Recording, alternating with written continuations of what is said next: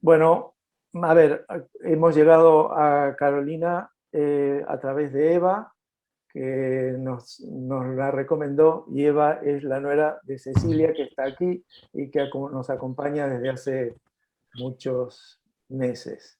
Tengo el Eh, honor. por lo tanto, digamos, se da la circunstancia bastante generalizada en nuestro grupo, de que vamos tirando de amistades, tirando el hilo y llegamos al privilegio de tener hoy a Carolina aquí. Eh, Eva es profesora también de Ciencias Políticas en la Universidad Autónoma de Barcelona y experta en participación ciudadana en la política. Y ella nos explicará un poquito, introducirá a Carolina. Eva. Muy bien, muchas gracias, Juan. Bueno, yo ya creo que a Juan y a Cecilia os he comentado en alguna ocasión que me parece que este es un espacio súper interesante y súper importante, que además habéis tenido un éxito brutal, porque me parece que mantener esta regularidad y este número de participantes pues es una cosa que es difícil en este mundo online, que hay tanta competición por cosas. Carol me pedía que presentara a Carol y que situara un poco la aportación que desde la ciencia política se puede hacer sobre el análisis de la pandemia. Bueno, comentaré algunas cosas, pero sobre todo me centraré en la presentación de Carol, que es una compañera de departamento, pero además una persona a la que quiero muchísimo y una profesional espectacular, como vais a ver.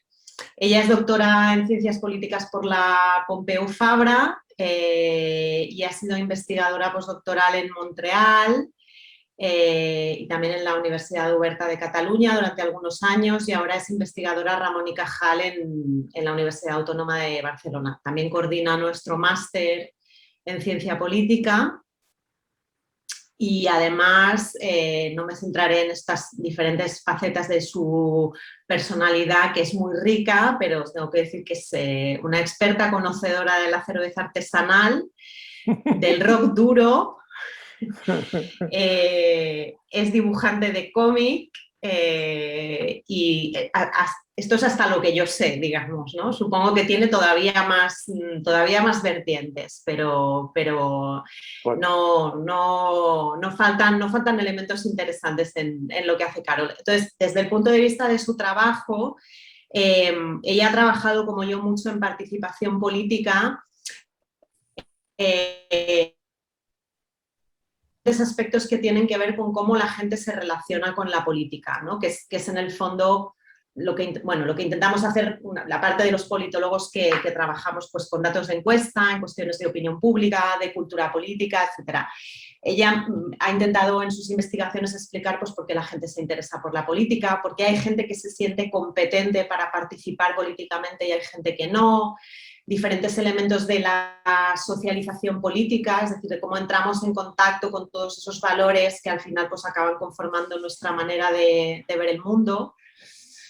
Y ha trabajado muy especialmente aspectos, por ejemplo, que tienen que ver con por qué algunas personas perciben que la participación cívica y el voto es un deber, es algo, digamos, que ellos deben a la sociedad.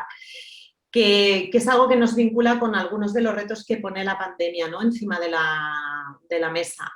Yo creo que la investigación que empieza a ver sobre cómo la pandemia nos ha afectado políticamente, por supuesto, intenta ver aspectos, por ejemplo, como las consecuencias sobre el voto, sobre los resultados electorales, ¿no? Ya hay algunos trabajos que indican que aunque parecía que a Trump no le ha afectado para nada la pandemia, sí que ha habido un cierto efecto que ha podido explicar su derrota, ¿no? Por una disminución en el voto, por ejemplo, entre la gente más mayor.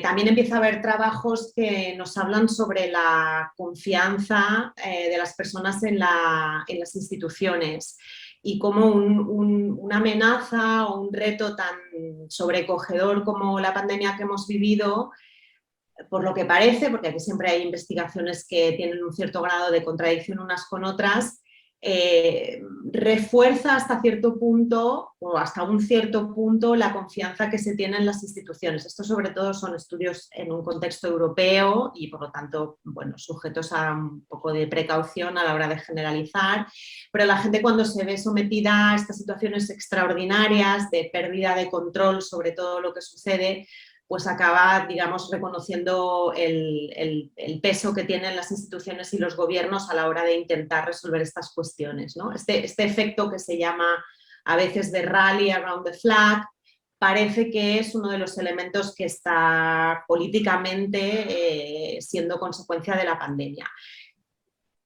Todo tiene su aspecto negativo y también hay pues investigaciones que nos dicen que la gente está un poquito más dispuesta a aceptar restricciones de derechos y libertades de lo que estaba antes de la pandemia. Y hay pues también toda una vertiente de la que Carol nos va a hablar, ya entró un poco a presentar más el tema del que ya va a hablar, que tienen que ver con las visiones conspiranoicas en torno a lo que sucede, ¿no?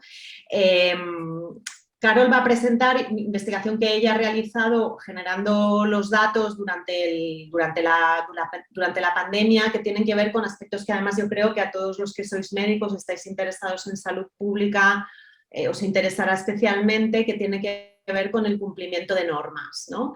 De normas de protección, pero también pues extrapolando de normas que tienen que ver con la aceptación de la vacuna, ¿no? Porque hay gente que está dispuesta a cumplir estas directrices y gente que tiene más dificultades y que se busca quizá explicaciones un poco rebuscadas, ¿no? Que tienen que ver con estas teorías de la conspiración. Bueno, yo le agradezco mucho a Carol que haya aceptado la invitación de la que yo he sido mediadora y yo creo que todos tenemos ganas de escucharla, así que por mí lo dejaría aquí y le cedo a ella la palabra directamente. Juan. Sí, Carol, tú hablarás el tiempo que consideres y después habrá un turno de participación, de preguntas y de interrogantes. De acuerdo. Entre nosotros. Como ya sabes, todos somos especialistas en politólogos en potencia, o sea que habrá bastante participación. El tema es que Carolina sí que advirtió que sus estudios están centrados en la sociedad española, no sé si catalana o española. Española. Y bueno, por eso se prestará bastante a discutir similitudes, diferencias o lo si que se sea. aplica no Argentina. Por cierto, hay un dato de mi biografía que Eva no sé si sabe o no, pero yo tenía un abuelo argentino. Y me hace especial ilusión tener este auditorio porque mi abuelo Natalio, bueno, estaría contento. Qué bien, bueno, pues ahí voy. Comparto. Sí.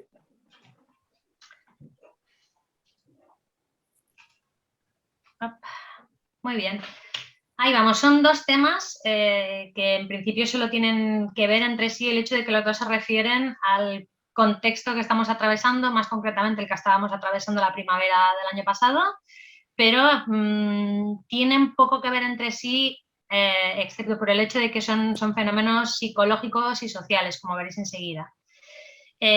Ambos comparten también el hecho de que surgen de la misma base de datos, y esto es una inquietud personal que tuve cuando ya llevábamos más de un mes encerrados en casa, de lanzar una encuesta por redes, porque teníamos la sospecha de que la gente iba a tener buena disposición en responder una encuesta online, puesto que tenían poca cosa que hacer, aparte de pasarse el día delante de las pantallas y de sus quehaceres cotidianos, y en ese sentido, si tuvimos éxito, tuvimos una gran... bueno, no diré tasa de respuesta porque no teníamos un universo sobre el que calcularla, pero sí que fuimos capaces de recoger un montón de datos con estas encuestas que lanzamos los links a través de Twitter y WhatsApp. Es decir, que la encuesta no es representativa ni siquiera de la población española por la manera en que tuvimos de difundirla y por el tipo de gente que la respondió, pero a la vez es tan grande la base de datos, bueno, la N es lo suficientemente grande y variada como para poder ponderarla y asumir que en algunos casos, en algunos elementos sí los datos pueden reflejar bastante bien la realidad española y sobre todo los análisis bivariados y bivariantes y multivariantes ya sí que nos pueden indicar más pues, aspectos de la realidad social. Por ejemplo, entre algunos de los datos que tenemos de estos respondientes, ¿no? Que tuvieron a bien respondamos esta encuesta entre el 24 de abril y el 10 de mayo, bueno, más bien es el 8 de mayo de 2020, tenemos que 14 de ellos decían que habían tenido síntomas del COVID y por estas fechas, estos eran los datos oficiales que manejaba el gobierno. El gobierno consideraba que había un 15% de la población que se había infectado, con lo cual, como ese dato es bastante objetivo y no tiene por qué forma parte de los sesgos del estudio, de que el estudio pueda estar sesgado por haber iniciado la bola de nieve a través de nuestras propias redes sociales, pues podemos sospechar que también será indicativo bueno, representativo de la sociedad española en otros aspectos, ¿no? También ahí pues tenemos 13% de personas que lamentaban en este momento la muerte de un familiar por causas de coronavirus. Solo un 1% había sido hospitalizado. No preguntábamos por si habían sido diagnosticados o no, porque en esos momentos prácticamente a nadie se le hacía el test, a menos que entrase con los pies por delante en el hospital. Así que preguntábamos por si habían tenido síntomas, por si habían estado tan graves como para entrar en el hospital, por si sabían a ciencia cierta que amigos o familiares habían sido diagnosticados por estar hospitalizados, etc. Bueno, entonces, la primera cuestión, el primer tema que vamos a tratar es el cumplimiento o incumplimiento de normas, que abarca también no solamente las personas que transgreden las normas sociales relativas al coronavirus, las normas sociales y las normas explícitas que puso el gobierno, sino también las personas que van un paso más allá del cumplimiento y lo que hacen es hacer cumplir las normas, es decir, colaborar en la sanción social para que esas normas se cumplan. Entonces, normas sociales a día de hoy, en relación con la pandemia y después de un año casi medio, podemos imaginar que son muchísimas. Ahora mismo, por ejemplo, el tema no sería tanto el que vamos a tratar, sino si te vas a vacunar, cuándo te vas a vacunar, por qué no lo vas a hacer, deberías hacerlo porque haces un bien a la comunidad, etc. Siguen en pie pues, temas como la distancia social, respetar el porte adecuado de las máscaras, higiene de manos, yo qué sé, no frecuentar espacios demasiado concurridos. Es decir, la cosa se ha ido complejificando, ¿no? A medida que ha pasado el tiempo, pero en el momento en que nosotros lanzamos el estudio, habían pocas normas sociales porque la gente estaba metida dentro de sus casas. Había básicamente una norma encima de la mesa, muy explícita y muy clara, que era no salir de casa. Esto era una norma no solamente social, es decir, no solamente apoyada a través de la sanción y la observancia de los vecinos, sino que se supone que las personas que la transgredían pues, podían ser multadas con fuertes multas, etc. Entonces, la primera cosa que preguntamos es qué le parecía a la gente, porque, y esto viene de una inquietud personal, yo también frecuentaba mucho Twitter en ese momento y vi que, con preocupación, que la gente estaba atacando más a las personas que hacían cumplir las normas que las que lo transgredían. Es decir, la gente que salía a la calle como le daba la gana era vista mejor que la gente que les llamaba la atención. Esto es muy español. Ya lo verán. Bueno, lo que pasa es que en los resultados, al preguntar si les parecía mejor o peor salir a la calle sin causa justificada o reñir a un desconocido, la gente, pues en un 80 y mucho por ciento, 87, 89% decían que, bueno, que muy mal, que mal o muy mal salir a la calle en periodo de confinamiento sin causa justificada, y en un 50 y pico por ciento decían que mal o muy mal reñir a un desconocido por saltarse el confinamiento. O sea que Twitter, una vez más, no es representativo de la sociedad española, eso sí que es una muestra muy sesgada, ni de la española ni de, vamos, yo creo que de ningún país. Y efectivamente violar las normas de confinamiento estaba peor visto que hacer cumplir las normas. Entonces, preguntamos a la gente directamente, luego utilizamos una triquiñuela para saber si estaban mintiendo o no con un list experiment, pero bueno, es bastante indicativo la gente que a cara descubierta afirmaba haber violado esta única norma social, ¿no? Norma social y norma legal en este momento, que era haber salido a la calle injustificadamente, y un 13,5% reconocía que sí, que lo había hecho. Y además nadie reconocía haber sido multado, aunque en ese momento había más de 1 millón de multas puestas por la policía en España. Un 16% reconocía que la policía le había pedido justificarse, que enseñase algún tipo de papel por el cual podían estar en la calle en ese momento, si es que iban a recoger a una persona enferma o a trabajar o lo que fuera. y un 3% decían haber sido increpados por una persona desconocida. A mí me parece que este dato, que un 13,5% en ese momento reconociesen saltarse el confinamiento, es preocupante porque yo no sé de epidemiología, pero no sé cuánta gente necesitamos que infrinja una norma como esta para que la inmunidad o la seguridad de grupo esté comprometida. O sea, en este caso solamente había una única norma y 13,5%, podemos asumir que unos cuantos más admitían habérsela saltado, ahora que hay un montón más de normas y que la situación es más compleja y se hace un llamamiento a la responsabilidad individual de los ciudadanos. ¿Cuántas personas pueden realmente estar toreando las normas o adaptándolas a su conveniencia y qué porcentaje puede ser peligroso, ¿no? Peligroso para la seguridad, para la salud poblacional? En fin. En cuanto a esas 13,5% de personas que reconocían haber infringido la única norma que había en ese momento, que era no salir a la calle de manera no justificada, es decir, a trabajar, a cuidar a un anciano o a comprar comida, básicamente, y a pasear un perro, por cierto, que se podía pasear los perros.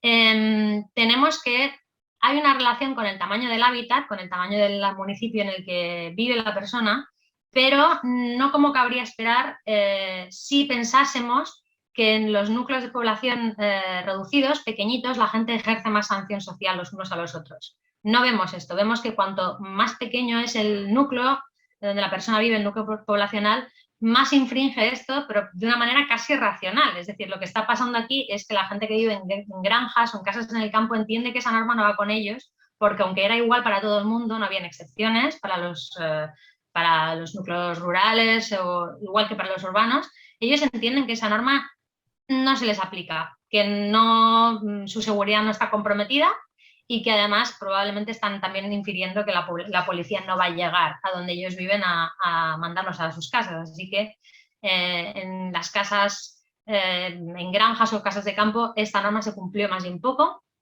Y luego, en cuanto a la relación con el nivel de estudios, si alguien pudiera pensar que la gente con menos estudios son los que más la infringen, pues vemos que no, vemos que lo hacen tanto las personas con un máximo nivel de estudios como los que tienen estudios, de un nivel de estudios medio, digamos. Luego tenemos una serie de estudios bivariados para ver si hay alguna relación entre alguna variable, alguna característica del individuo y esta tendencia a infringir la norma. De nuevo, o sea, con la premisa de que hoy en día las normas son muchísimas más y probablemente la tasa de incumplimiento sería mayor también.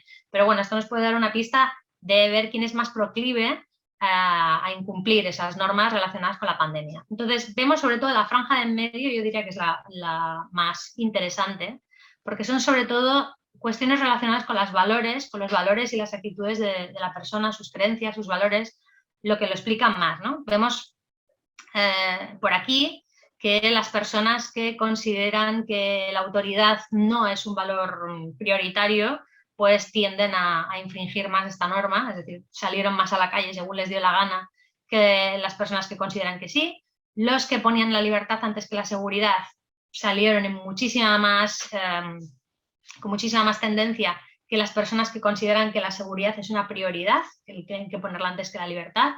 Y las personas que van a misa, curiosamente, infringían más esta norma que los que nunca van a misa. No sé si lo hacían para asistir a misas clandestinas, no, obviamente no, es broma, porque, bueno, pero ahí está. Y eso que en global la gente de izquierdas tenía más tendencia a infringirla que la gente de derechas.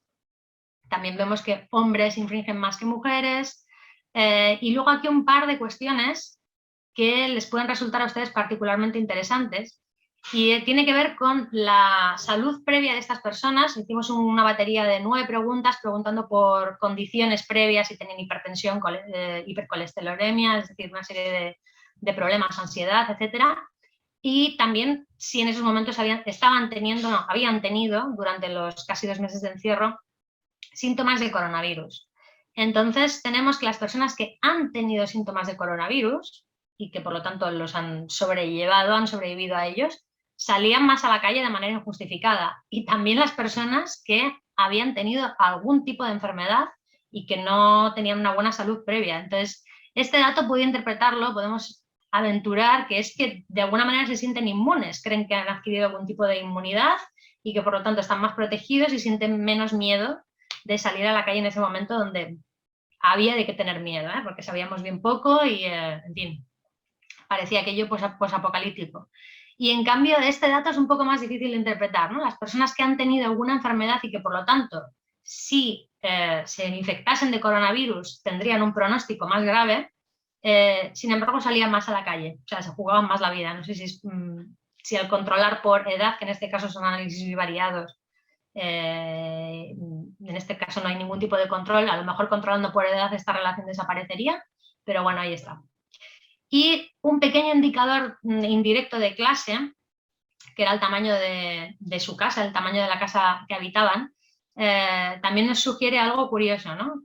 Un poco en la línea de lo que hemos visto antes de los estudios, y es que las personas que vivían en casas más grandes, no más pequeñas, eran los que tenían más tendencia a salir a la calle de manera injustificada. Tal vez, de nuevo, si aquí controlásemos por el hábitat, por si vivían en un núcleo urbano o en un pueblo o en la montaña, pues a lo mejor esta relación desaparecería, pero el caso es que las personas que vivían encerrados en pisos pequeñitos cumplían más escrupulosamente la norma que los que tenían una casa que les permitía cumplir más cómodamente con el confinamiento. Eso salían más. Pasamos ahora a hacer cumplir las normas. Esto es lo que estaba diciendo antes, que en Twitter la gente durante un periodo de tiempo atacó muy duramente a los guerreros de la norma social, a la gente que gritaba desde los balcones, vete a tu casa y cosas así. Incluso les pusieron un mote, balconazis. Y yo quería saber un poco quién eran estas personas, quiénes eran, ¿no? Si eran realmente personas amargadas, personas ultra escrupulosas con todas las normas sociales, o si por el contrario tenían un perfil más bien cívico, es decir, realmente estaban orientadas al bien común. Ya veremos más adelante que en realidad hay una literatura sobre eso y la literatura dice que a priori esas personas son cívicas, muy cívicas, más cívicas que la media de la población. Pero bueno, entonces preguntamos 4 cosas. De nuevo, esto va hasta el 8 de mayo, donde habían cosas que eran áreas grises, no se sabía muy bien si era una norma dictada por el gobierno, si era una norma de sentido común, si se iban a quedar esas normas o no. Entonces, bueno, la primera de ellas era si preguntamos si usted se ha enfrentado a alguien por haber salido a la calle de manera impropia, por haber salido a la calle impropiamente, ¿no? Y poníamos entre paréntesis, por ejemplo, porque los ha visto pasear en pareja, que no se podía, era algo explícitamente prohibido, ¿no? Si salías a comprar tenías que hacerlo solo, etc. Y ahí, pues, solamente un 4% nos dijeron que sí, que habían abroncado a un desconocido por haber salido a la calle inapropiadamente. Se les preguntó también si se habían enfrentado, se habían discutido con personas por tener comportamientos, conductas peligrosas, como por ejemplo pues, toser sin taparse la boca o acercarse demasiado a ellos, etc. Y aquí un 15% nos dijo que sí, que habían tenido enfrentamientos con extraños pues, en la cola del súper, etc., ¿no? Aléjate de mí, etc. Y si lo preguntamos de una manera más suave, ya no era confrontar o enfrentarse, sino si le habían recordado a algún desconocido que tenía que llevar máscara o guantes. Aquí es una de esas cosas que no se sabía muy bien si lo de los guantes iba a quedarse o no. Era una norma que imponían los supermercados, pero al final se ha quedado en nada, ¿no? Se supone que con un poco de higiene de manos, gel hidroalcohólico, pero en este momento no sabíamos, de hecho el porte de máscaras no era obligatorio, ahora sí lo es, en fin. Pero hay sí nos sale un 16% de personas que sí se atrevieron a decirle a un desconocido, pues por favor, súbete la mascarilla, algo así. Y el total de personas que han hecho alguna de estas 3 cosas, ya es casi un tercio de la muestra, no está mal, un 29%, de personas que en algún momento hicieron alguna de estas 3 cosas entre el 13 de marzo, día que comienza el confinamiento, y el 8 de mayo, el día que cerramos la muestra de la encuesta, ¿no? Entonces, ¿quiénes son las personas que hacen cumplir las normas? Estos porcentajes se aplican al recordar, subirse la máscara, etcétera, que era la más popular de las normas, ¿no? Entonces, encontramos que, de nuevo, lo que más explica está en la franja del centro, es algo que tiene que ver con los valores políticos de las personas. Entonces, una persona, sobre todo, que privilegia la seguridad antes que la libertad, es decir, una persona con un carácter más conservador, si queremos, es mucho más proclive a contribuir a defender esa norma, a hacerla cumplir, que una persona que prefiere la libertad antes que la seguridad. De la misma manera, una persona que considera que la autoridad es un valor fundamental, que hay que respetar a la autoridad en vez de ser crítico con ella, que sería la otra opción, esa persona es mucho más, bueno, mucho más, es un 3%, tiene un 3% más de probabilidades de contribuir a defender esa norma. Vemos que las mujeres son más cumplidoras, son más defensoras de la norma que los hombres. Suele pasar porque normalmente todo lo que tiene que ver con cumplimiento de normas y moralidad social, se supone que las mujeres, por distintas explicaciones sociológicas y tradicionales y por el rol de socializador de los niños en las familias, pues se ve que es bastante universal esto. En cuanto a la ideología, curiosamente, más las personas de izquierda que las de derecha. Veíamos también que las personas de izquierda eran más incumplidoras, pues también son las que más hacen cumplir, curiosamente. La religiosidad en este caso no tiene nada que ver. Y de nuevo la vivienda, en cuanto al tamaño de vivienda como un indicador un poco indirecto de clase, vemos que las personas que viven en una casa pequeñita y que por lo tanto lo tienen peor para cumplir ellos mismos, para seguir la norma de quedarse en su casa y no salir a la calle de manera indebida, son las que más hacían cumplir las normas. Así que nos podemos imaginar estas personas en los balcones o en las colas de los supermercados, pues bastante mosqueadas, enfadadas.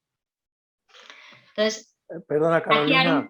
Dime. No, me parece, no sé si te equivocaste o lo entendí mal yo. Los de izquierda son los que hacen más cumplir las normas, ¿no? Sí, son los que más hacen cumplir las normas. Y también los que más incumplen, porque habíamos visto un cuadro similar. Vale.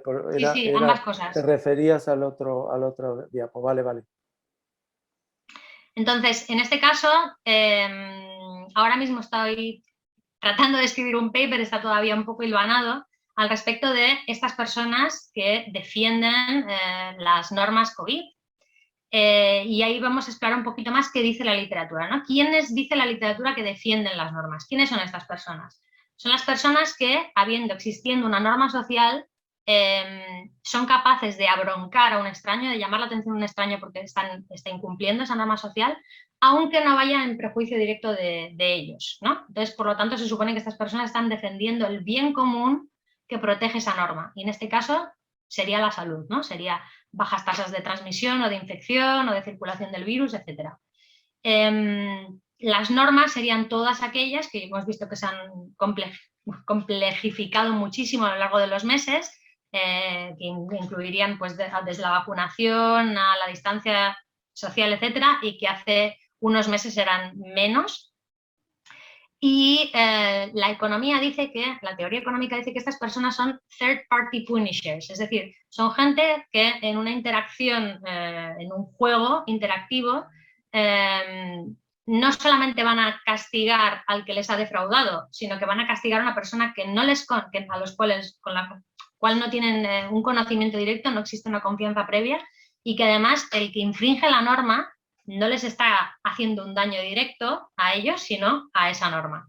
Entonces, ¿qué dice la teoría? Dice que estas personas básicamente se orientan por dos explicaciones o por dos tipos de motivaciones, las utilitaristas y las morales. Las utilitaristas básicamente quiere decir que ellos castigan desconocidos, se van llamando la atención, aplicando sanciones sociales a los desconocidos, porque consideran que de alguna manera si maximizan esa norma social, es decir, en este caso el confinamiento, la salud pública, etcétera, pues se van a beneficiar. Es decir, cuando se consiga ese bien común, ellos se van a beneficiar. Y esto está muy bien, lo que pasa es que los economistas no consideran los costes si el bien público no se obtiene, es decir, qué pasaría si no conseguimos erradicar el virus o contenerlo, etcétera, y tampoco consideran que no todo el mundo se beneficia igual, porque si consideramos que hay personas más vulnerables, personas que saben que si se infectan pues tienen mayores probabilidades de morir, estas personas tienen más costes si esa norma no se cumple, ¿de acuerdo? Así que podemos pensar que hay personas que van a tener una mayor propensión a llamar la atención a los desconocidos que incumplen las normas porque les va la vida en ello directamente. Y esto la teoría económica no lo tiene muy en cuenta. Y además, otra cosa que tampoco tienen en cuenta son los costes de cumplimiento, ¿vale? En este caso, claramente en el confinamiento, estar metido en tu casa tiene un coste. Sabemos, pues tus redes sociales erosionan, no te da el sol, pierdes vitamina D, se te atrofian los músculos, bueno, hay un montón de costes, pero no son los mismos para todo el mundo. Si tú tienes una casa con jardín, si tú tienes una casa con un balcón o está más soleada que las otras, pues te costará menos cumplir esa norma que si vives en un área suburbana, en un semisótano, etcétera, ¿no? Y si además esta persona que vive en un lugar no óptimo para confinarse resulta que es cívico y que está siguiendo la norma, es lógico pensar que puede desarrollar más rencor hacia la gente que ve que está paseándose por la calle de manera indebida. Entonces, hay como un cierto agravio social que podría hacer que algunas personas pues más desfavorecidas tuvieran más tendencia a castigar desconocidos, ¿no? Bueno, a llamarles la atención en este caso. Y luego, en cuanto a la moralidad, básicamente lo que están de acuerdo todos los autores es que estas personas, los defensores de la norma, los third party punishers, son altruistas. Es gente altruista que no se preocupa por ellos, sino que se preocupa por el bien común, por la sociedad.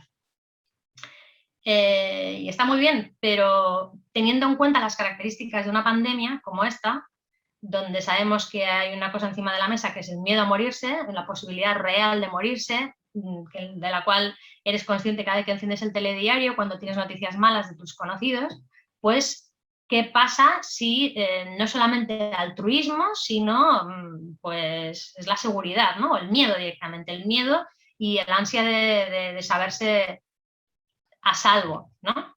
Esto pues está muy bien, podría ser compatible con el altruismo, ¿no? Pero es otro valor que no se ha tenido en cuenta.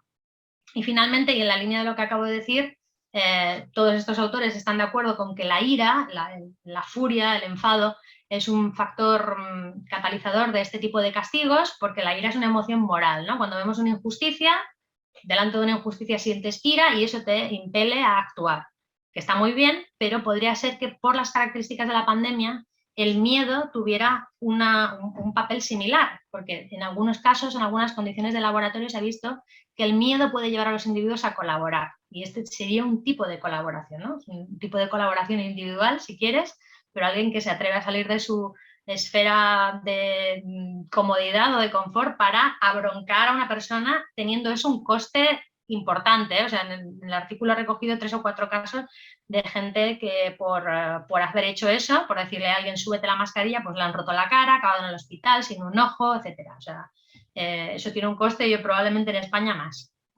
Bueno, y probablemente en otros países también.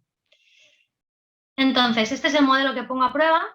Básicamente, teniendo en cuenta que esas dos emociones, la ira, la anger en inglés, pero también el miedo, tiene un papel importante para mediar todos esos factores que hemos visto que están relacionados con los costes y los beneficios y también con los valores, y teniendo en cuenta una serie de controles lógicos, edad, sexo, educación, pues ambas cosas, ¿no? Los costes y los valores a través de la ira y del miedo, pues llevan a las personas a defender esas normas sociales relacionadas con el coronavirus y con la protección de la salud global con una mayor propensión.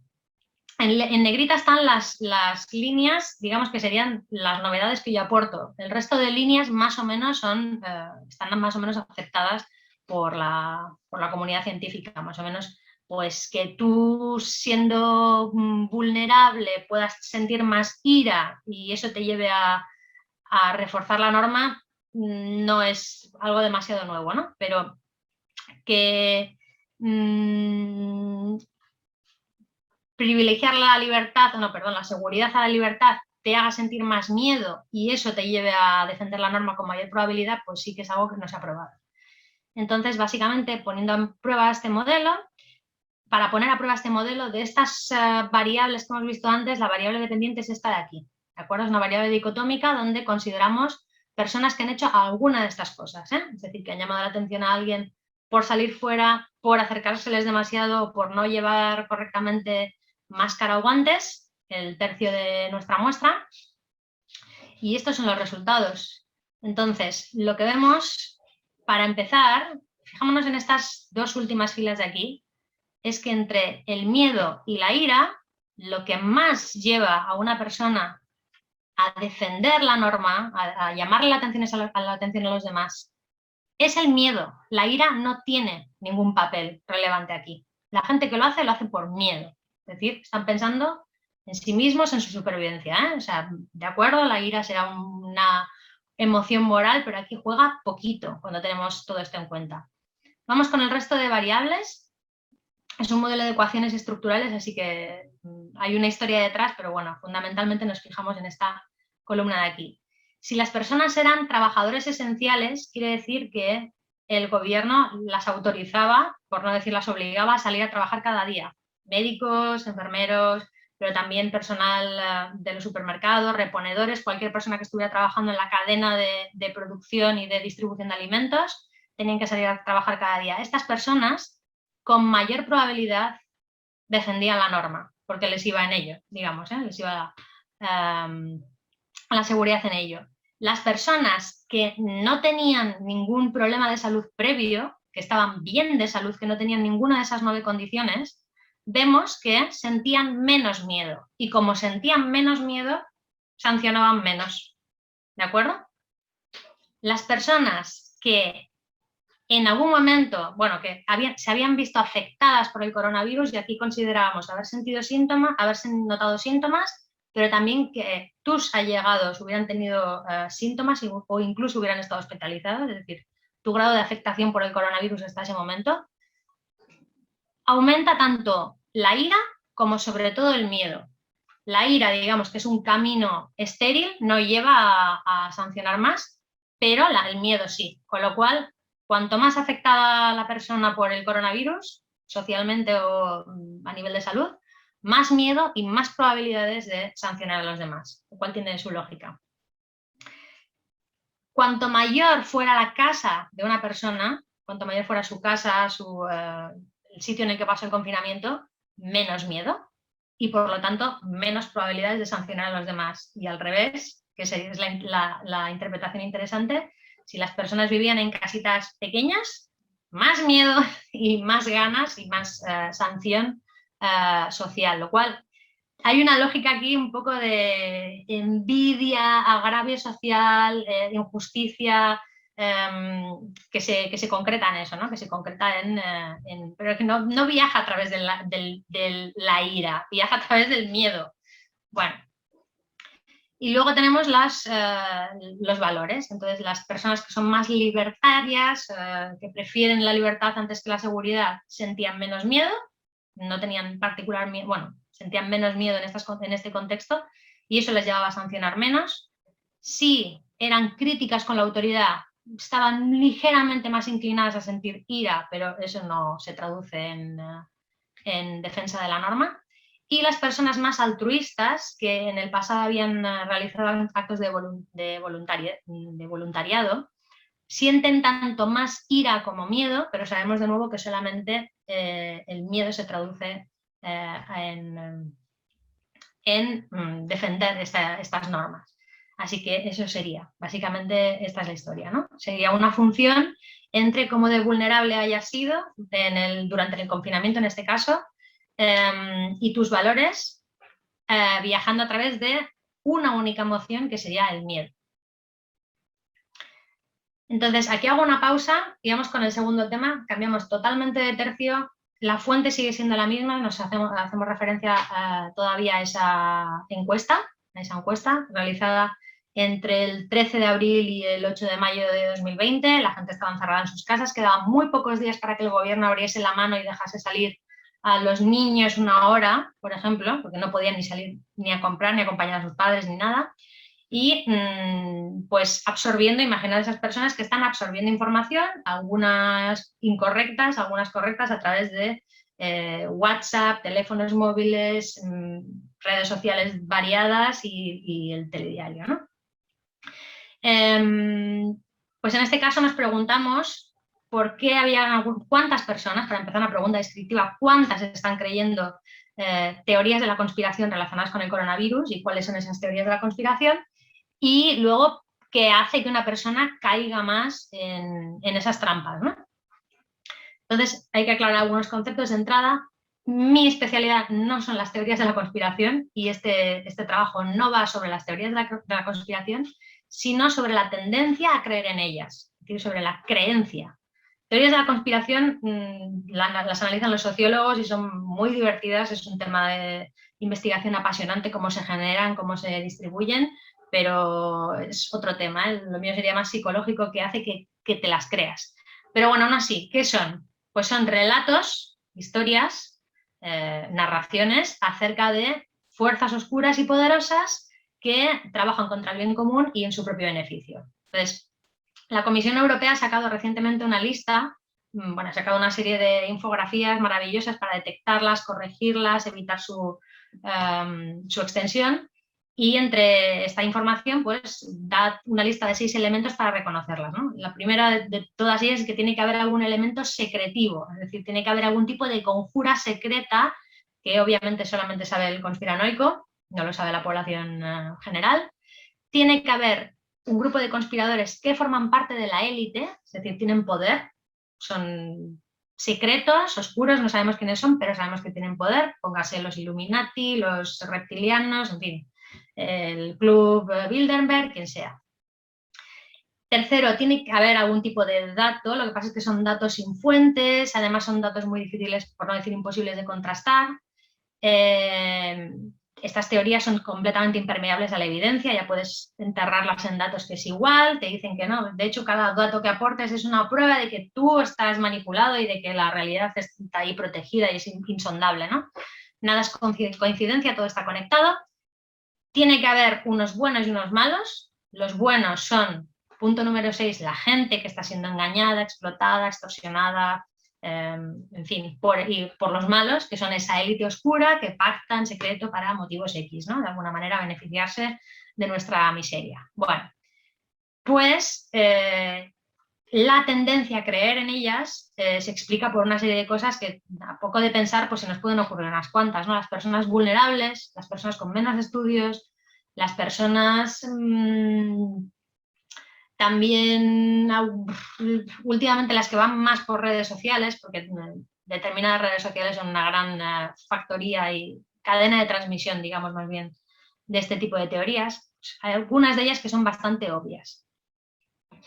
En cuanto a las teorías de la conspiración relacionadas con el coronavirus, aquí podríamos, insisto, no es mi tema, pero podríamos hablar horas y horas porque es que se ramifican y se generan nuevas cada día que pasa. Entonces es imposible de tener una lista completa, pero desde algo que os hayáis podido encontrar vosotros diariamente, pues gente que niega la existencia del coronavirus, que dice que esto no es, simplemente no es un tema, a gente que rebaja su gravedad, ¿no? Que dice esto es una gripe vulgar, a todo lo contrario, hay gente que sí admite que la pandemia es la muerte, vamos a morir todos, pero esto responde a unos intereses que puede ser, aquí pone algunos, ¿no? La Unión Europea, esta no me la sabía, o bien las farmacéuticas, o bien el sionismo, o bien China, que nos quiere a todos muertos, en fin, que desde los que niegan la existencia a los que admiten su existencia, pero proponen todo tipo de causas estrafalarias para su origen, pues imaginaos la panoplia, ¿no? Es casi imposible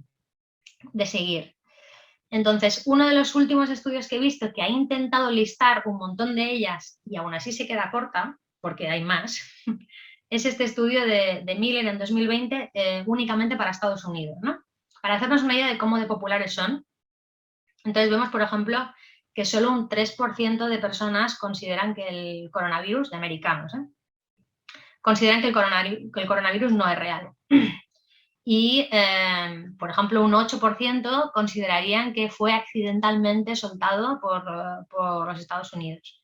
Pero luego, entre las más populares, pues tendríamos que es un arma biológica china o que fue accidentalmente soltado en la naturaleza o en la sociedad por los chinos, ¿no? Que tenéis más... intencionalmente creado para reducir la población. Aquí faltarían algunas que también he leído sobre la vacuna, que la vacuna a su vez tendría como por objetivo esterilizarnos a todos, en fin, bueno, manipularnos genéticamente para no se sabe muy bien qué, porque las teorías de la de la conspiración no suelen estar cerradas, ¿sabes? Y si preguntas, llegas a un punto en el que se queda ahí colgando la lógica, ¿no? Vale, pero ¿para qué? ¿Para qué? Bueno, pues ahí estaría. Luego esta que me parece un poco marciana porque no queda claro si el 5G es algo que activa los virus o activa la vacuna con el grafeno de la vacuna, en fin, o algo que ha ampliado los síntomas, no está muy claro, pero bueno. Entonces, aquí tengo datos de un estudio originariamente inglés, pero es un estudio comparado de estos 5 países, que la muestra más grande y más buena es la inglesa, pero bueno, ahí está. Sobre 3 conspiraciones o 3 teorías de la conspiración que son las más extendidas, por lo menos por las que más hemos preguntado a los científicos sociales, aparecían en casi todas las encuestas, ¿no? Entonces, la primera sería el coronavirus, pues forma parte de un experimento, de un estudio de ingeniería genética que que salió de un laboratorio de Wuhan. No sabemos si se escapó o si lo soltaron. Ahí tenemos pues, que en Gran Bretaña hay un 22-23% de población que se lo cree, más o menos lo mismo que en Estados Unidos, un poquito más en Irlanda, algo más en México y España, campeones, hay 37% de la población cree que esto es así. Segunda teoría, el coronavirus forma parte de un complot, de un pacto secreto extraño para que todo el mundo se vacune. Y yo preguntaría, ¿por qué? ¿Para qué? Pero bueno, no acaba, ¿no? No acaba de cerrarse el razonamiento. Y ahí, por ejemplo, pues tendríamos que oscila entre el 22% de mexicanos que creen que esto es así al 13% de británicos que creen que esto es así. Y finalmente, una de las más raras de esto, la verdad es que yo no he oído mucho hablar en España, y eso que hay conspiranoicos, que sería que las torres de 5G pues harían que los síntomas del coronavirus fueran más graves. Bueno, y ahí parece ser que un 16% de españoles lo creen. Bueno, habría que verlo, pero estos datos fueron recabados entre abril y mayo, más o menos, sí, más o menos lo mismo que mi encuesta, que la encuesta que os estoy presentando. Entonces, ¿qué pasa con los conspiracionistas de coronavirus en España? Pues que salieron a la luz, salieron a la calle por primera vez en agosto en una manifestación bastante grande en Madrid, donde pues se juntaban todo tipo de demandas, algunas incompatibles entre sí, ¿no? O sea, pedían que se dejase de ser obligatorio el porte de máscaras, y había gente pues que negaba la existencia o la gravedad del virus, junto con gente que decía que sí, que esto era mortal de necesidad, pero que eran los chinos, ¿no? Y iban todos juntos de la mano, y hay un artículo bastante bueno en una revista además sobre cosas para ciencia y cosas así, de un periodista que se infiltró en la manifestación y que reporta cómo había por primera vez grupos de extrema derecha, cuando en España los conspiranoicos en general no suelen ser de extrema derecha, al contrario, suelen venir de la New Age y de cosas que son más, pues, más contrarias a la religión católica incluso, así que no tiene mucho sentido en España. Y él dijo, atención, estos grupos están siendo infiltrados por la extrema derecha. Y me dio que pensar, ¿no? ¿Por qué? Porque en alguna otra investigación hemos visto que las conspiraciones en general, las relativas al 11 de septiembre, las relativas a Lady Di y a cualquier cosa que os podéis imaginar, a veces son punta de lanza del populismo. Hay iniciativas populistas que las utilizan, que se apoyan en ellas, les dan la razón para caer mejor, más simpáticos, parecer más cercanos a un electorado que aún no tienen, ¿no? Para acercarse al pueblo y lo utilizan para socavar las élites existentes, el gobierno incumbe en ese momento, etc. Entonces pensé, esto podría ser uno de esos casos, ¿no? Podría ocurrir, podría ser que estuviera pasando. ¿Cuántos conspiracionistas tenemos según nuestra encuesta? Bueno, la teoría más extendida, por lo menos en mayo de 2020, es que el origen del coronavirus no es natural, fue desarrollado en un laboratorio. No sabemos con qué fin, no sabemos si es un arma o era una investigación, en fin. Esta no implica tampoco que haya sido soltada en la población accidentalmente o intencionadamente, simplemente que fue desarrollado en un laboratorio. ¿Qué pasa con esto? Habría que hacer una nota a pie de página. Nosotros incluimos esta encuesta porque la Asociación Internacional de Opinión Pública la estaba incluyendo en todas sus encuestas, pero a día de hoy sabemos que a lo mejor esto es una posibilidad, es decir, no es una locura. Hay algunos datos que sugieren que fue creado en un laboratorio. Otra cosa es cómo haya salido eso de ahí, ¿no? O, en fin, que no, a día de hoy no se puede asegurar que esto sea una locura y una conspiración, pero bueno, la incluimos entre nuestros indicadores. Segunda, esta sí ya es más conspiranoica, el coronavirus fue diseminado entre la población deliberadamente. Esto ya es un poco más irracional. Y la tercera, bastante más irracional, porque implica, ¿no?, colusión, conjura, etcétera, y además tiene este punto indeterminado que no se sabe muy bien quién, por qué, pero bueno, que la cree un 20% de nuestra muestra, es que la epidemia es el resultado de una guerra encubierta entre naciones o grupos de interés. ¿Por qué? ¿Para qué? No se sabe. Entonces, si hacemos un combo entre las tres, personas que creen alguna de ellas, alguna de las tres, tenemos un 30% de nuevo, ¿no? Tenemos de nuevo un tercio de la muestra que cree en alguna medida en alguna de estas teorías. ¿Y qué aumenta o disminuye la propensión a creerlas? Pues tenemos que crees más en ellas si eres mujer, si vives en un pueblo, si vas a misa, y de esto hay bastante estudio entre propensión a pensar de manera irracional o a tener un locus de control externo, etcétera, y este tipo de creencias, incluso creencias en lo paranormal, etcétera. Más 5% si valoras más la seguridad que la libertad, y a esto voy a volver luego. Más 18% si careces de confianza interpersonal, si no confías en los demás. Y también resulta que Twitter, aunque tiene muy mala fama, en este caso Twitter es bastante protector, tiene un efecto protector. El medio que nos salía que contribuía más a creer en este tipo de cosas, bueno, pues básicamente las personas que utilizaban más WhatsApp eran los que creían más en esto. Pues ¿por qué? Porque obviamente la información que te llega es de baja calidad, pero te llega de tus redes sociales más cercanas, de la gente que más quieres y confías en ellos. Así que, pues ahí está, ¿no? Es una mala idea en general informarse a través de WhatsApp. ¿Y qué tenía un efecto protector, digamos? Pues los estudios superiores. Esto también está bastante estudiado para todo tipo de conspiración, no específicamente las de coronavirus. Si habías tenido síntomas del coronavirus, esto tiene todo el sentido del mundo, es decir, si lo has experimentado en tus carnes, ya no vas a creer cosas como que esto es una farsa, o sea, ya por lo menos crees que es real, ¿no? Y por lo tanto, probablemente también te protege contra algunas de las tres anteriores que hemos mencionado. Y si has estado ingresado. Había muy poca gente ingresada en nuestra muestra, pero bueno, estos se lo creen, vamos, digamos que creen más en la ciencia, ¿eh? Después de haberlo visto por dentro, pues no tienden a pensar tanto en ideaciones conspiranoicas. Entonces, vamos a entrar más en detalle en este punto, y voy acabando, y en realidad me deben quedar 3 o 4 o 5 diapositivas, no mucho más, que es este punto de aquí. Si valoras la seguridad más que la libertad, tiendes más a creer en este tipo de historias relacionadas con el coronavirus. Y esto nos hizo pensar, en este caso, a mi coautor, que es Marc Guinjoan, y a mí. A ver, vamos a pensar un momento, porque la relación entre ideología y conspiraciones en general está bastante discutida. O sea, yo recuerdo que la primera vez que fui a una conferencia sobre este tema en la London School of Economics, daban por hecho que las conspiraciones en general, el pensamiento conspiranoico era de derecha, y era como, en España yo puedo pensar, esto fue mucho antes de la pandemia, puedo pensar en 3 o 4 conspiranoias, teorías de la conspiración que son genuinamente de izquierdas, o sea que esto irá por barrios por lo menos, es decir, en algunos países no se aplican, o hay conspiraciones que tienen un sesgo y otras no sé, habrá que verlo.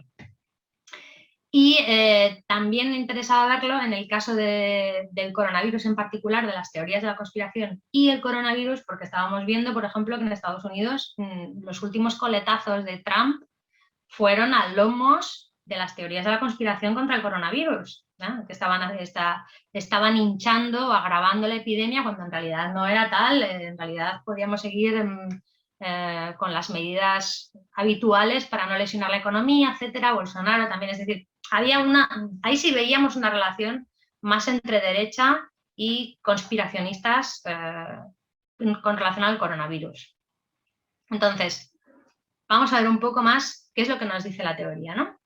¿Qué hace que una persona crea en teorías de la conspiración en general? Pensad en el Pizzagate, pensad en cosas como los birthers, que eran las personas que cuando salió Barack Obama de candidato negaban su ciudadanía americana. Decían que este hombre pues, que había mentido en sus papeles y no era americano, y esto lo estuvieron sosteniendo y lo siguen sosteniendo a día de hoy, ¿no? Pues ¿qué hace que una persona crea en este tipo de cosas? Pues cinismo político, desconfianza, tanto en las instituciones políticas como en tus iguales, la religiosidad y las creencias irracionales en general, pensamiento paranormal.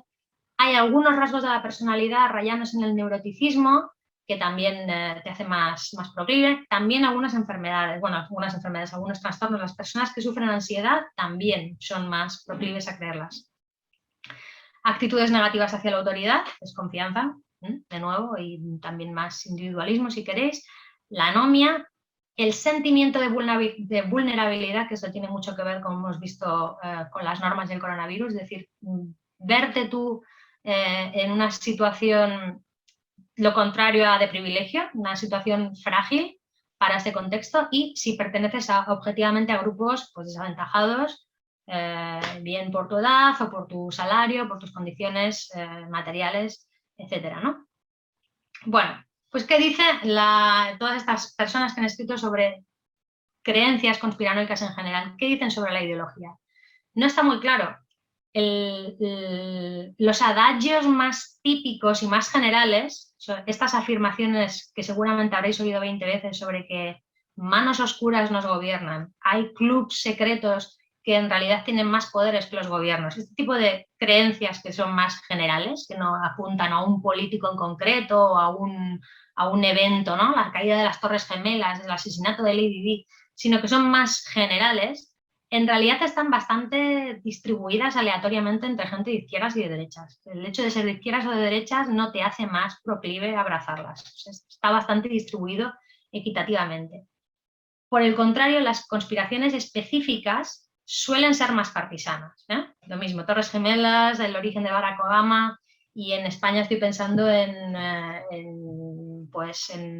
los atentados del 11 de marzo, y también en una bastante nueva, bastante nueva, y hace 2 o 3 años que se arrastra, sobre la trama Gürtel, que parece ser que hay gente que va muriendo conforme se acerca la fecha del juicio en el cual tienen que declarar sobre la trama de corrupción del PP. Pues esto es una teoría de la conspiración genuinamente de izquierda, es decir, esto solo lo defienden las personas de izquierda, ¿no? Que creen que el PP va matando a gente para que no los expongan. Pues hay teorías más específicas que tienen su sesgo, pero algunas son de derechas y otras son de izquierdas. Pues bien, las del COVID, ¿qué son, no?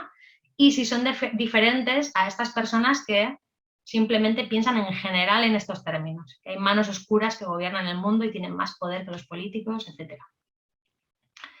Bueno, pues hasta la fecha por lo menos hay 2 estudios serios que han encontrado que sí, que creencias conspiranoicas en relación al coronavirus y ser de derechas están relacionadas, y estos 2 estudios se han realizado en Turquía y en Estados Unidos. En Estados Unidos está bastante claro por lo que os acabo de contar, y que seguramente vosotros recordáis, que es el propio presidente dando alas a este tipo de teorías. Pues bueno, ¿qué va a hacer la gente, no? Y en Turquía.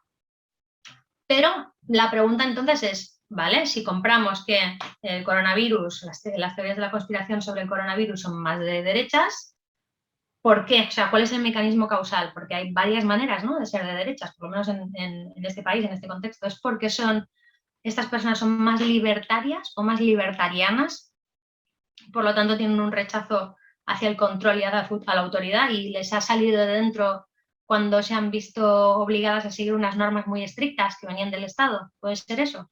O bien es porque son más conservadoras y como tal pues abrazan la seguridad delante de una situación de angustia y de incertidumbre, pues abrazan la seguridad, rechazan todo lo nuevo, no quieren ir a hablar, no pueden ni siquiera procesar información nueva porque ellos se repliegan en lo que conocen y ya está, ¿no? Y todo lo que me cuentas es mentira y es falso y está orquestado por algún poder oscuro. Entonces, Vale, aunque fuera verdad que son más de derechas, es porque son más libertarianos o más conservadores. Bueno, estas son la distribución, aunque ya hemos visto qué porcentaje de personas creía en ella, y ya sabemos que hay un 30% que creen alguna de ellas. Esta es la distribución de las tres que manejábamos, ¿no? Que su origen no es natural, esto es el porcentaje de personas que creen que es totalmente bullshit, que no se lo creen, el porcentaje de personas que se lo creen completamente. Los que creen que fue diseminado a propósito. Y los que creen que es el resultado de una guerra encubierta entre naciones o entre grupos de interés. Y en cambio aquí tenemos una pregunta de control que sería estas personas a las que les preguntamos, o sea, preguntamos de toda la muestra, ¿cree usted que hay grupos secretos influenciando la política, etcétera, que tienen más poder que el propio gobierno? Vemos que está más distribuida más normalmente entre la población, ¿no? Que las otras tienen una distribución más escorada. Dime, Norma, perdona, creo que tienes la mano levantada. ¿No? Pues se te levantó. Perdón.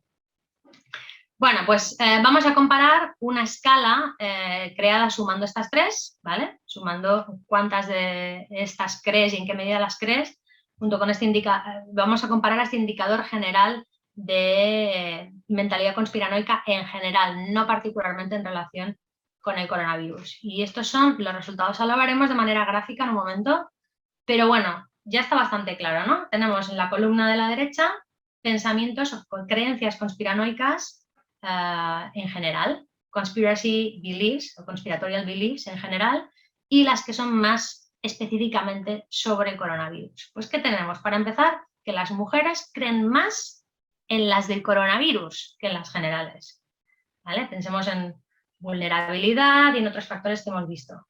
También las personas de más edad, de nuevo, ¿no? Vulnerabilidad, posibilidad de morir, verse frágil frente a la enfermedad, incluso frente a la acción del gobierno, etc.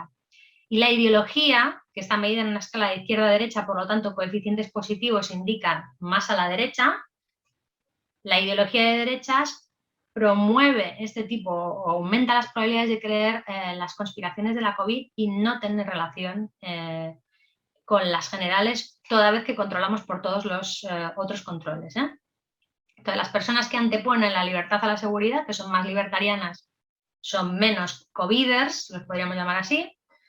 Las personas críticas con la autoridad son más conspiracionistas en general, pero no encontramos que abracen más las conspiraciones relacionadas con la COVID, por lo tanto es un factor que explica los conspiracionistas clásicos, pero no las nuevas conspiraciones sobre el coronavirus. Y finalmente el partidismo, ¿no? Que sería la simpatía por el partido que está gobernando, que en este momento es el PSOE. Vemos que tiene una relación negativa, o sea, ninguno de los dos grupos ama al PSOE, pero la relación es más intensa de odio entre los que venían siendo conspiracionistas en general, de siempre. Si lo vemos gráficamente, cada uno de estos puntos aquí es un modelo. 1, 2, 3, 4, 5 modelos. El primero es el básico, solamente hemos tenido en cuenta la ideología, ¿vale? Entonces comparamos este punto gris con este punto gris.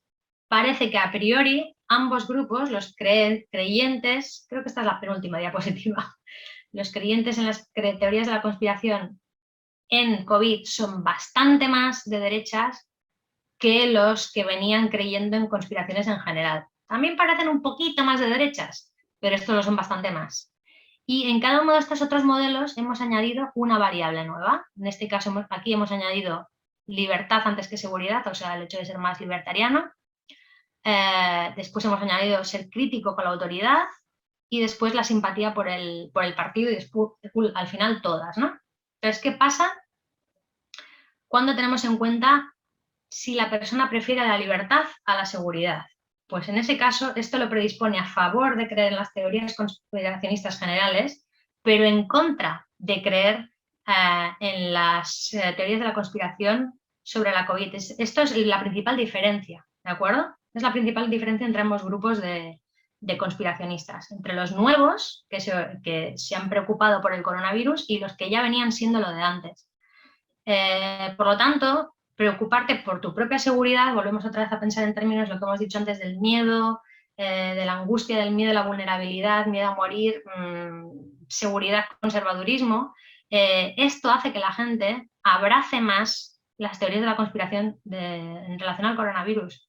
No tiene relación, tiene una relación contraria con las teorías de la conspiración generales. Esta gente sí que tiende a pensar más en términos de ser crítico con la autoridad, de escapar al control, etcétera, ¿vale?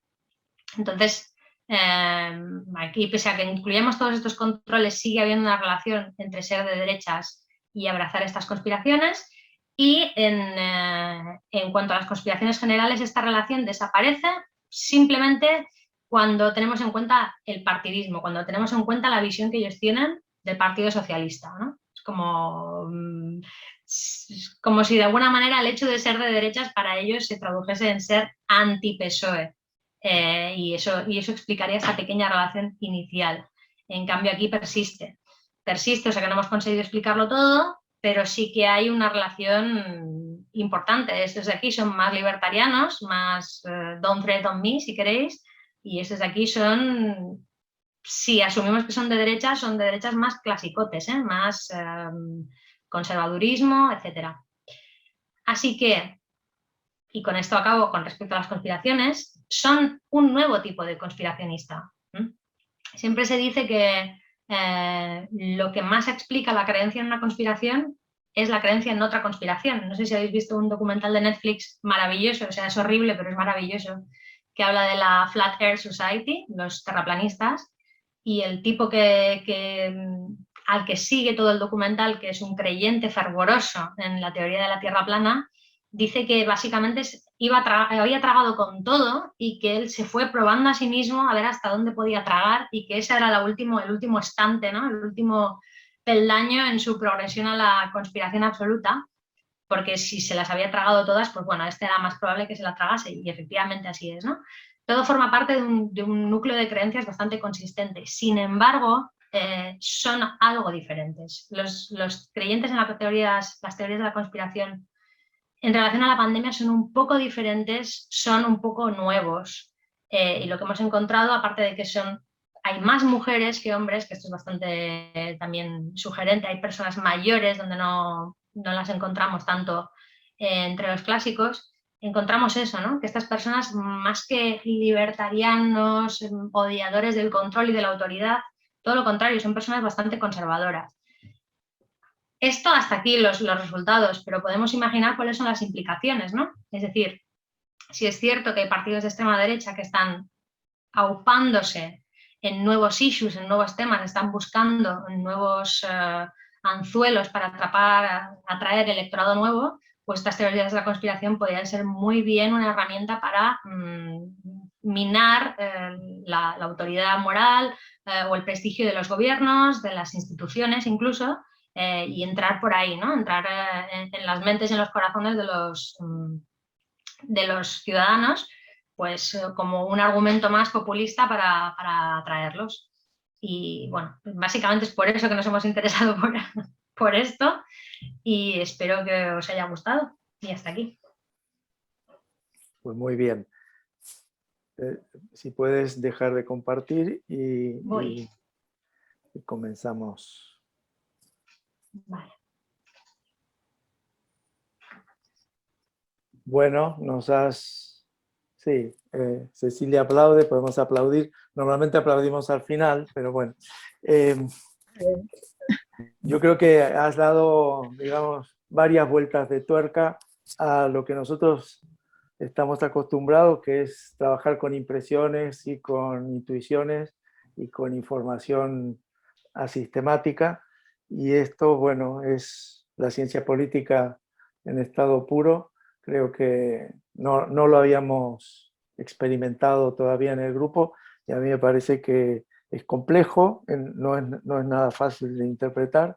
Se hila muy fino, veo que se hila muy fino, aunque tú al principio dices que la muestra no es representativa, pues has sacado petróleo y terminas con las consecuencias y las implicaciones políticas directas que influyen en el voto, ¿no? De cómo hacer chup chup sobre este tipo de pensamientos, consigue sus frutos, puede tener una intención. Ahora estoy conspirando yo, pero digamos que me parece que va por ahí. No sé, si yo no he visto quién quiere hacer algún comentario, pero abrimos el turno de peticiones, que levanten la palabra, o que levanten la voz, perdón, levanten la mano y pidan la palabra.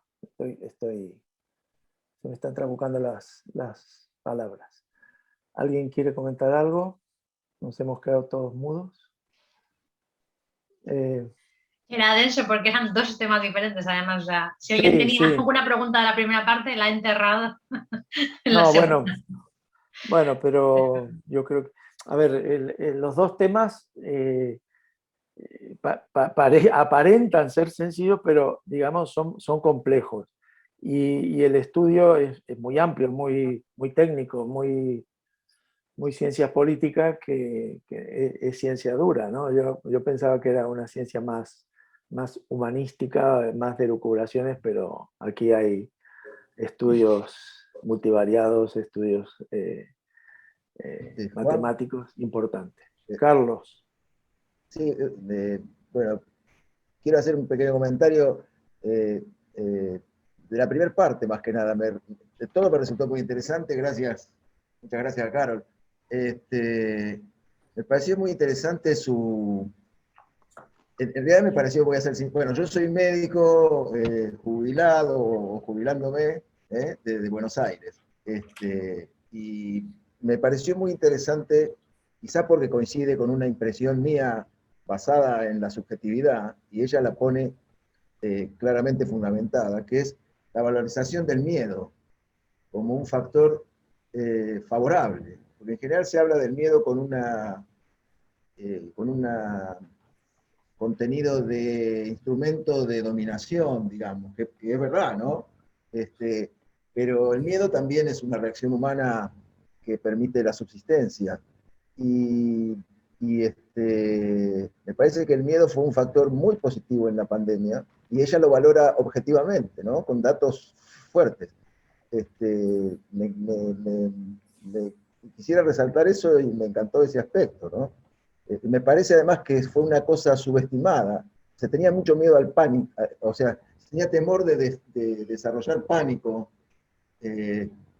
mostrando imágenes por lo menos en la Argentina. Yo miro el mundo desde la Argentina, quizá lo vemos patas para arriba desde el hemisferio sur, pero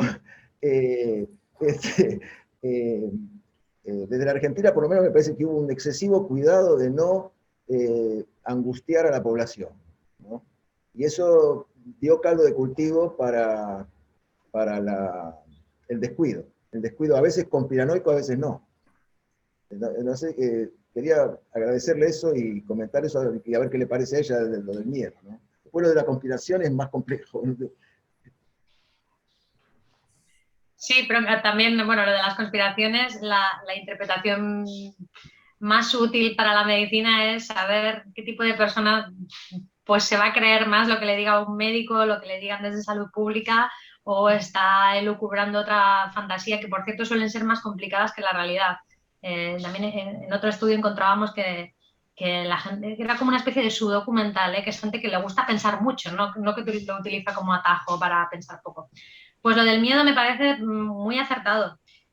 Estaba pensando en varios estudios en comunicación política que de hecho demuestran que cuando hay algún estímulo que provoca miedo, una de las consecuencias positivas es que la gente está más abierta a aceptar información nueva, o sea, aprenden más.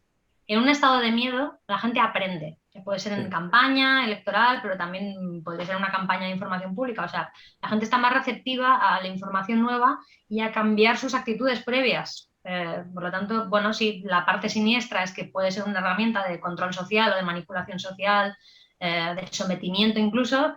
La parte positiva es que si hay que cambiar una actitud preestablecida o que la gente asuma un gran volumen de información nuevo sobre un tema desconocido, pues el miedo es una manera de conseguirlo. Efectivamente, no todo es negativo. Sí, aquí también se estuvo debatiendo. Lo que pasa es que, claro, no existe contrafáctico, no se sabe qué hubiera podido pasar. pero se estuvo debatiendo sobre si los telediarios tenían que enseñar imágenes más crudas, ¿no? O sea, imágenes de muertos y de la morgue, cómo estaba, etcétera, y no sabemos qué hubiera pasado, pero bueno, pues puede ser que hubieran generado pánico, pero no sé. Pero, Carol, comparando con Argentina, que lo vimos aquí en el grupo, en España se era bastante más crudo en la información, que se mostraban más las unidades por dentro, la gente ingresaba, los muertos no, eso es verdad, pero digamos que había información cruda, ¿eh? Más que en Argentina, que la política era no asustar, no hablar de los muertos, bueno, inicialmente, no sé ahora. Nardo, ¿quieres comentar algo, Nardo?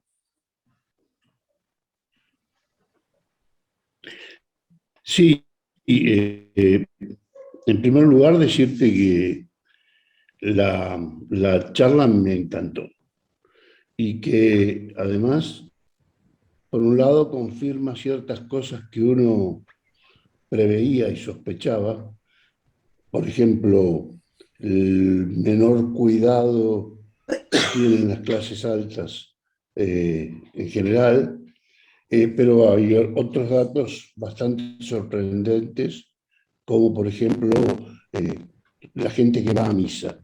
Eso me sorprendió notablemente. Acá tuvimos el domingo elecciones y algunas de las cosas que pasaron es que el porcentaje de gente que fue a votar fue muy bajo para el país. 66% en un país donde habitualmente vota el 80%.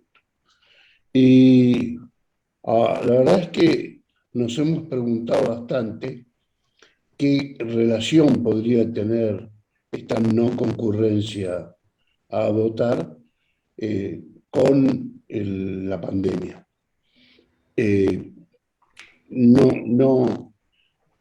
Yo creo personalmente que hay otros factores que están influenciando en los resultados que tuvimos, pero que justamente la inmensa mayoría de la gente que yo conozco dice que si la pandemia no se hubiera agarrado con el gobierno anterior, liberal, neoliberal, hubiera sido un desastre esto. Pero, en fin, hay muchas cosas de lo que vos contaste que me parece que tienen que ver con el proceso político actual de Argentina. Gracias por tus palabras. La verdad es que sí he estudiado un poquito, me hicieron escribir un artículo sobre el posible impacto de la pandemia en la participación electoral y hasta donde yo vi, prácticamente en el 100% de elecciones que se han celebrado en pandemia ha habido una reducción de la participación, es decir, ha aumentado la abstención, lo cual es bastante lógico. Además, pensemos que el grupo de población que suele votar más inflexiblemente, o sea, que son más constantes en su voto, son las personas de más edad. Incluso las personas de la tercera edad suelen ir a votar prácticamente en todos los países. Si estas personas son también las que se ven más vulnerables y sienten más miedo, incluso bueno, se han visto reducidos sus movimientos durante más tiempo, etcétera, pues normal que a la hora de salir a votar y de exponerse, ¿no? Hacer una cola, etcétera, tener contacto con otras personas, toquetear papeles, etcétera, pues se lo piensen dos veces y digan, mira, me quedo en mi casa, estas elecciones no. Y pues por ahí podría venir una gran parte, ¿no? de la abstención, aparte de las implicaciones de movilidad, etcétera. La cuestión también sería ver si ha afectado en mayor o menor medida los resultados electorales. Porque, claro, si hay un grupo muy homogéneo de la población que se abstiene sistemáticamente, habría que ver si el resultado es que también hay alguna tendencia global a que los resultados de las elecciones sean menos conservadores, tal vez, no sé, hasta ahí no he llegado, pero que podría tener consecuencias está claro. Igual que también las ha tenido sobre la participación no convencional, digamos, que el tipo de manifestaciones y el tipo de gente que asiste a manifestaciones y el repertorio de acción colectiva pues se ha modificado bastante, Es gente que está más dispuesta a asumir riesgos, diría que se han vuelto menos transversales las manifestaciones y un poco más diferentes también. Bien. ¿Alguien más que yo no sepa que haya levantado la mano? Liliana. Sí, Liliana Lorenzo.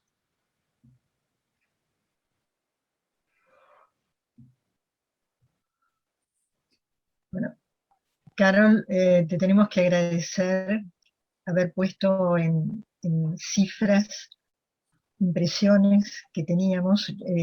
Yo soy también médica en vías, en tránsito hacia la jubilación, como dice Carlos Pink, y te quería, además di tu especialidad, agradecerte, Liliana, di tu si especialidad. podías... Que Liliana es infectóloga. Yo soy es infectóloga. Especialista en enfermedades infecciosas y COVID, o sea que, bueno, para que la tengas fichada. Y estuve trabajando durante la pandemia, inicialmente venciendo el miedo,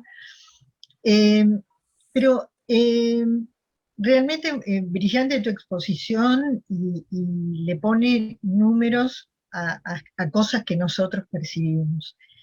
Pero quería preguntarte específicamente por una manifestación que mencionaste en agosto del año pasado en España, ¿qué características tuvo? Porque nosotros tuvimos hacia creo que fines de julio del año pasado, y eso que empezamos un poco más tarde que ustedes, el aislamiento por la pandemia, también manifestaciones muy extrañas, muy inhabituales para lo que era la manifestación de gente en la calle, ¿no? ¿Qué fue lo que pasó en España? A ver, en España han habido como dos grandes manifestaciones, aunque me parece, estoy buscando los datos ahora mismo, me parecen que eran 2.500 personas, que tampoco es enorme, pero de nuevo hemos de poner esto en contexto, es decir, estamos justo saliendo del confinamiento domiciliario donde la gente no podía salir más que a comprar, a trabajar, etcétera. Poco tiempo después, también en un mes en el cual eran vacaciones, es decir, vamos sumando cosas que nos harían pensar que, vamos, los números deberían ser bastante más bajos que eso. No me deja buscar el número, yo creo que eran unos 2.000. 3.000 personas. 3.000 personas el 17 de agosto en 2020 en Madrid. Y luego hubo pequeños núcleos en, pues podéis imaginar las ciudades grandes, en Barcelona me parece que eran entre 200 y 500 personas, etc. Y era muy heterogéneo, o sea, era gente que... Había gente de la New Age, pues desde respiracionistas que decían que nada, que respirando y cogiendo energía del sol ellos se curaban y no necesitaban ningún tipo de intervención externa, que la pandemia era falsa, a gente que decía que sí, ¿no? que existía pandemia, pero que esto era una punta de lanza para controlarnos, de los gobiernos, para tenernos sometidos y en casa mientras, pues abre paréntesis, mientras lanzan unos satélites que no sé qué, no sé cuántos, para poder implantar una dictadura de, no se sabe muy bien qué, o sea, todo tipo de explicaciones iban todos juntos de la mano, pero en realidad entre ellos no tenían gran cosa que ver. Ya me parece que era Orozco, el nombre, no, Sánchez Oro, era el nombre del periodista que infiltró la manifestación, él siendo un periodista de sucesos paranormales, es un señor que va cubriendo avistamientos ovni. O sea que en principio no, pero hizo un retrato que a mí me pareció magnífico, porque decía, mira, estaba el fulano de Fuerza Nueva, que estaba en el 73, concurrió en las elecciones, que fue concejal de no sé qué pueblo, estaba ahí. El nuevo de Vox, no sé qué, estaba ahí. ¿Qué estaba pintando toda esta gente en esta manifestación? Estaba buscando básicamente agitar a la gente contra el gobierno de toda índole, y le era bastante igual. Y además también tenemos un par de personalidades públicas al margen de la política. Estoy pensando en Miguel Bosé, cantante sobre todo famoso en los 80, pero también nos ha llegado Victoria Abril, una actriz también española que bueno, ha hecho parte de su carrera en Francia, con Almodóvar, que bueno, han aprovechado su tribuna pública para negar la mayor. O sea, estos eran de la cuerda de el coronavirus es un virus menor, no hay que hacer nada específico, me niego a llevar mascarilla, me niego a vacunarme, me niego a tener ningún tipo de precaución ni guardar confinamiento ni distancia social, porque esto es menor, y hay algún tipo de interés oscuro en que, pues, puntos suspensivos, no sé qué es lo que estaban defendiendo, que nos querían controlar e imponer una dictadura. ¿Para qué? No sé muy bien, cómo era la... Te digo que si sigues estirando el hilo, llegas a un punto muerto, todo tiene una cierta coherencia hasta que deja de tenerla. Pero sí, ahora mismo está un poco... Yo diría que han pinchado porque no sé si ha sido algo que ha tenido que ver con la estrategia de vacunación del gobierno, que han conseguido generar ansias por vacunarse en la población. Me parece que como al principio como carestía se anunció la vacunación, estos son especulaciones, bueno, especulaciones basadas en lo mucho que conozco los españoles, pero bueno, como se anunció la vacunación, pero al principio solo iba con cuentagotas, yo creo que se ha generado la idea de que es un bien preciado, un bien precioso y escaso, y la gente tenía como ansias de acceder a esa vacunación, y las ansias de formar parte de ese grupo de protegidos, de gente especial que ya podía ir por el mundo sin mascarilla y tal, ha dejado al margen un poco estas historias las más locas, ¿no? De negar el virus, etc. Y ahora mismo están un poco así, porque hemos visto ya a medida que ha progresado la pandemia, todo el mundo tiene algún muerto o alguna persona perjudicada, el COVID persistente, etc. Así que cada vez es más difícil que nueva gente se sume a eso. Se han quedado ahí como un reducto. Yo diría que están los New Agers de siempre, los que niegan, pues ya os podéis imaginar, o sea, los que toman cloro y en fin. Y algún individuo nuevo, así como más tipo QAnon americano, ¿no? que ve grandes conspiraciones políticas para conseguir algún tipo de dictadura, pero no ha progresado. O sea, tuvo ahí un momento inicial bastante fuerte. El hecho de que salgan estas personalidades públicas a hacer bastante el ridículo en la televisión, yo creo que les perjudicó más que otra cosa. Y ahora mismo la gente tiene unas ganas terribles de continuar con su vida normal, y el vacunarse y el pasar por el aro de la ciencia y lo que digan los protocolos médicos y lo que diga el Ministerio de Salud no lo van a cuestionar. O sea, sí, ponme que, en fin, no hay ni siquiera una resistencia muy importante de gente que ponga pegas a la vacunación. Ya veremos qué pasa si hay terceras dosis, etcétera, o si encuentran algún efecto secundario, pero de momento yo diría que se ha quedado en algo bastante minoritario. Bueno, Carol, te comunico que acabo de descubrir que Argentina pertenece al primer mundo, porque nos pasó, hiciste una descripción de lo que nos pasó, digamos, inicialmente la falta de vacunas fue usado por la oposición, después las vacunas eran veneno, primero las vacunas eran veneno, después desesperación por las vacunas porque no llegaban en cantidad suficiente, y ahora está todo en relación a eso bastante calmado. Llevamos un buen número, creo, más del 70% creo con 2 dosis, y 80 y pico % de la población de más de 18 con una. O sea, el tema de la vacunación se ha calmado bastante, pero nuestras manifestaciones también, acostumbradas a manifestaciones multitudinarias, asombraban manifestaciones de pocos cientos de personas, pero todo muy, una mezcla de cuando les acercaban el micrófono,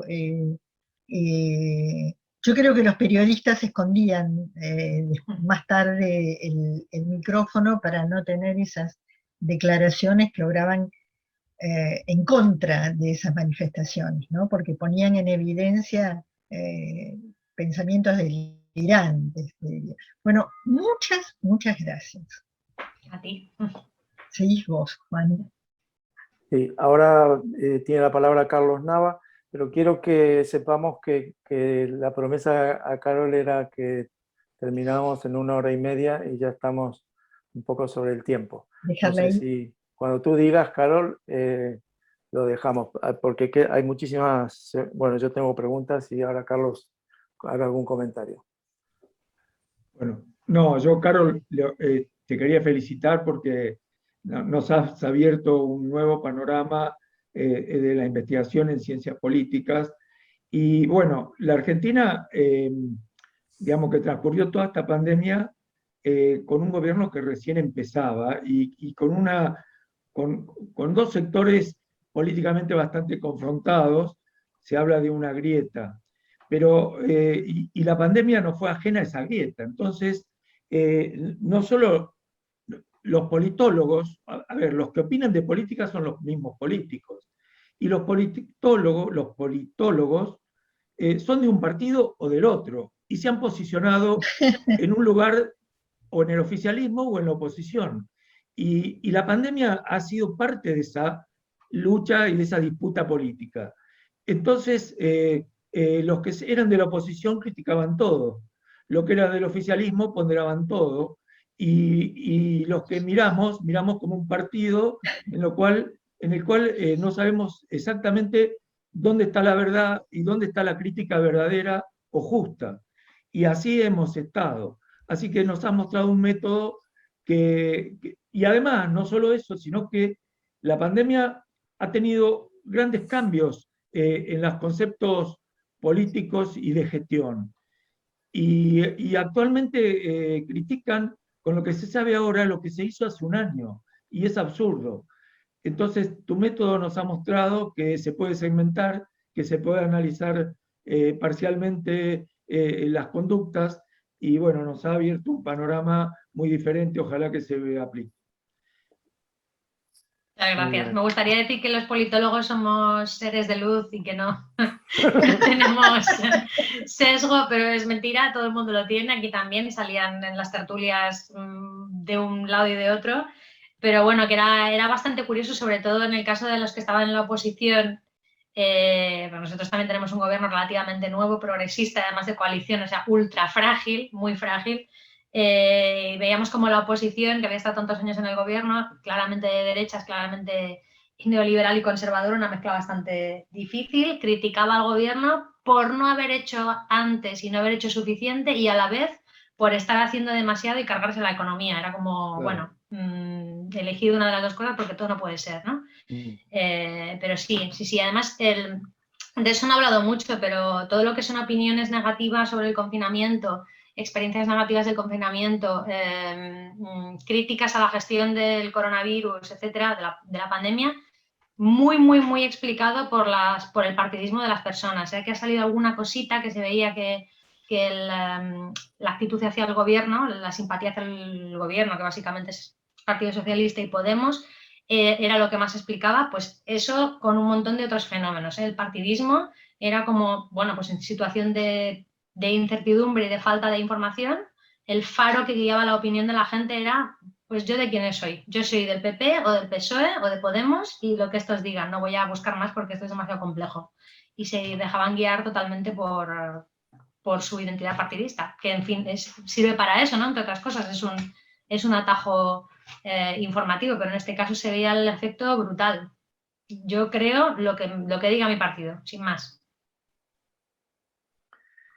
Yo no veo otras manos. Yo te quería hacer una pregunta, lo que pasa es que sale un poco del tema, de lo que tú has tratado, pero sí que se une con la última parte en el que decías que bueno, que todas estas teorías y todas estas manipulaciones tienen sus consecuencias, ¿no? Y sus implicaciones a la hora de votar. Durante el confinamiento y en el año y medio de pandemia ha habido elecciones que yo me acuerdo, bueno, en Argentina, aquí en Madrid, en Estados Unidos, y no sé, hoy lo quise buscar, pero bueno, ahora te lo pregunto, ¿qué es lo que pensáis? También está Eva por ahí que también podría contestar. Si eso, los cambios que se dieron es en contra del gobierno o, digamos, reforzó a la derecha o a la izquierda. ¿Hay alguna norma, alguna regla? Yo todavía no, lo he dicho antes, que sé más o menos los resultados que ha tenido, los efectos que ha tenido sobre la abstención, pero no sé muy bien si ha habido un cambio de tónica, o si ha sido algún ciclo que sea observable en Occidente. Lo que sí ha dicho una cosa muy interesante Eva al principio de todo, y era el efecto este del rally around the flag, que esto lo han encontrado un montón de personas. Está el artículo este de Blay y compañía, que lo encontraron al principio. O sea, al principio del todo de la crisis de la pandemia hubo un efecto casi global, se ha visto en Canadá, en Estados Unidos, en Europa, de los ciudadanos abrazando al gobierno, ¿no? O sea, como alineándose con ellos y dándoles un voto de confianza y de legitimidad. Y yo puedo, después de los datos que hemos visto hoy, puedo pensar, por miedo, pero bueno, esto no, sus datos no lo tienen, pero bueno, tienen miedo, se abrazan a papá Estado, que en ese caso también es papá gobierno, y vamos a darle un voto de confianza porque son los únicos que nos pueden salvar de este merced, y venga. Pero también se ha visto que ese efecto de rally around the flag, sí, de envolverse la bandera del patriotismo y ir todos juntos de la mano con el gobierno, se desgasta, y se desgasta rápido. O sea, eso duró 1 mes, 2 meses, y cuando ya la gente se hartó de estar en su casa, o se hartó de... porque no hemos hablado de eso, pero eso es gravísimo, las consecuencias que ha tenido es la destrucción de empleo y de trabajos, la precarización de las personas, etcétera. Ese efecto se agotó. O sea, por lo menos en España parece bastante claro que se agotó, y en otros países también se ve. Tengo una alumna de máster que hizo un trabajo sobre, no sé si es Polonia o Hungría, pero que se va, empieza efectivamente, se observa el fenómeno y luego se desgasta. Con lo cual, si la pandemia dura mucho más o vuelve a tener otras olas, etcétera, pues se puede llevar por delante, puede desgastar mucho gobierno incumbente. Que la gente se harta, y lo mismo que los ha abrazado los va a culpar de todo lo malo que se venga. Da igual lo que hagan ya. Una cosita. Muy bien. Sí, Claudio. Juan. Sí. No, recordé que hay un periodista en Argentina, Iván Jabrowski, que hizo un estudio de creo que de 36 países que habían tenido elecciones, y era muy, muy parecida en una y otra el tema o sea, que no era concluyente la situación del COVID en el tema de las elecciones. Por ahí habría que buscarlo. Yo vale. me sumo a los agradecimientos, porque realmente tratar de hacer este trabajo con significancia estadística, tratando de juntar la complejidad de 3 cosas que me parece que son las que están por ahí en juego, que es la complejidad de una enfermedad nueva, de un virus nuevo, de un virus globalizado que atacó al mundo, los distintos roles del Estado que hemos visto desde Bolsonaro hasta los roles que aquellos países que han defendido la salud pública. Y después la aparición de estos fenómenos de los sujetos que pueden ser desde el hombre común de a caballo, el que acepta las cuestiones, pero que aparecieron los comparanoicos, los libertarios, las ideologías que se aprovechan. Me parece que esto suma muchísimo a tratar de entender toda esta cuestión, que yo creo que en el tiempo también ha tenido distintos desarrollos y vaivenes. Por último, sí te quiero decir que este grupo siempre ha tratado de dar respuestas fundamentadas a las teorías conspiranoicas, eso por un lado, en la medida de lo posible, tratar de evitar el cumplimiento de las normas. Tenía un compañero que siempre dividía el cumpli con el miento, defender el rol defender el rol del Estado y de aquellos estados que defienden la salud pública y el valor de la defensa de la vida, que creo que me parece que es lo importante.